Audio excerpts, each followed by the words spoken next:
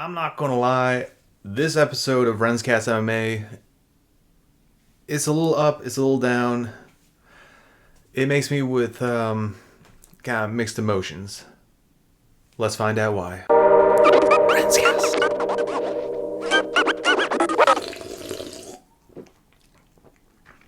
Man, how wild is this episode, huh? So, Anderson The Spider Silva. He was one of the most dominant middleweight champions in UFC history.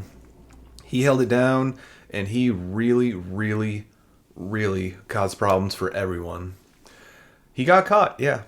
He got landed. He went through some tough times at the end of his skid after the Chris Weidman knockout. That was a damn shame. Let's just put it this way. I didn't always like Anderson Silva. I feel like he was a very disrespectful champion at some points, but then he won me over. It took some of his more notable highlight knockouts to make me realize, man, this guy is actually pretty badass. He's a very cool guy. But, fights like the Damian Maia fight, that didn't really help me out. And who was it? Thales Ladies? I could be pronouncing that wrong. But that fight also didn't really sway me into thinking he was a really cool guy. But you cannot take away the fact that he's had dominant performances. Like the way he walked into the UFC, one fight, Chris Lieben, next fight, UFC championship fight against Rich Franklin.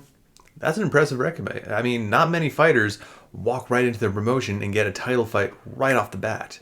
And he did that. That's amazing. That should be UFC Hall of Fame worthy on his own.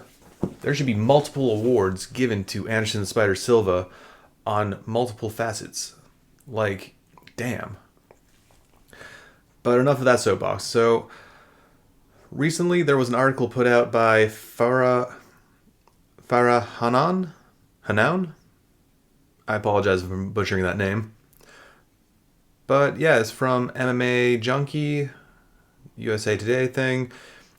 One of the all-time greats of mixed martial arts has no intention of returning to the cage. Anderson Silva, who suffered a fourth-round TKO to Uriah Hall last October, was released from his UFC contract just a month later. The 46-year-old former UFC middleweight champion hinted at retirement prior, but it appears he has officially concluded his final chapter in mixed martial arts. Now, it's sad to see him walking away from mixed martial arts, but maybe that means he's going to try out different things. I honestly would love to see him do kickboxing and Muay Thai in ONE FC.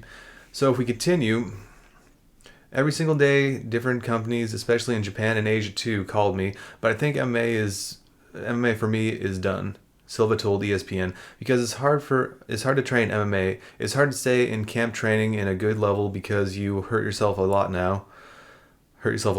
Now I just try to enjoy. I don't need to prove nothing to anybody. I try to enjoy every single moment I fight in different sports, and that's it.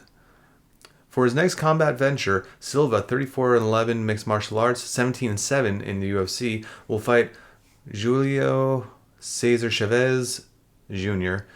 in a 10-round boxing match on June 19th in, I can't pronounce that word, Jalisco Stadium in Mexico.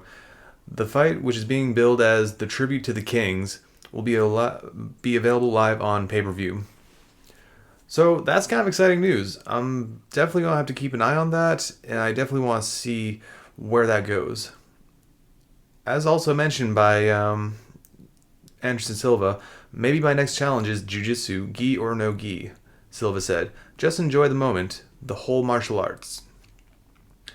Now, it's also mentioned in this article that Silva will leave behind one of the most decorated careers in the history of MMA, which I mentioned at the get-go. It can't be denied.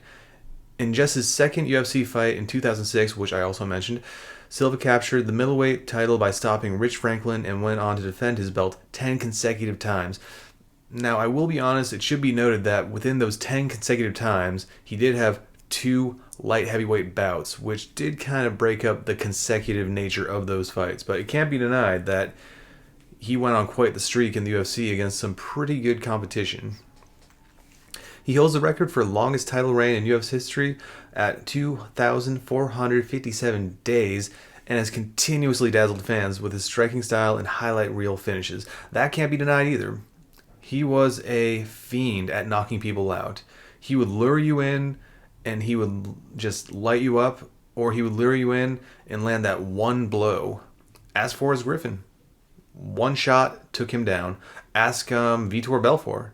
One shot took him down. Pretty wild stuff, I tell you what. But yes, thank you all for watching the RENZcast. Currently, I'm on a quest for 500 subscribers before July 14th, 2021. If I get 500 before July 14th, 2021, I do Renz Reveals Sparring.